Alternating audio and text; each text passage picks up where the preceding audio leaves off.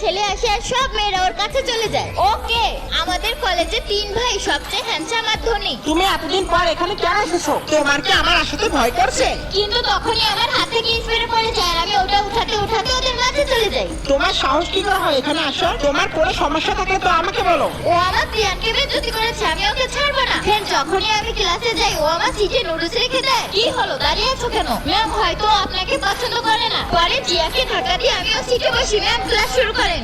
পরে ক্যাম্পাসে যাওয়ার সময় জিয়া আমার উপর পানি ফেলে দেয়। আরে আমাকে মাফ করো, আমি তোমাকে দেখিনি। নেহা তুমি তো ভিজে গেছো, নাও মুছে নাও। না থাক, ওইসব ভুলে যাও, ফ্রেন্ড মনে করে নিয়ে নাও। আর তখনই ও আমার ব্যাগ থেকে রেস্টুরেন্টের কার্ড নিয়ে নেয়, পরদিন খাবার অর্ডার দেয়। এই নেন আপনাদের খাবার। আরে তুই তো ডেলিভারি ম্যান, আমাদের কলেজে অ্যাডমিশন কিভাবে পেলি? বাস বহুত হয়েছে, আমি যাচ্ছি। নেহা আমার জুতা কেন ড্রিঙ্ক ফেলেছিস? আমি এটা করিনি, সবাই দেখেছে তুই এটা খারাপ করেছিস।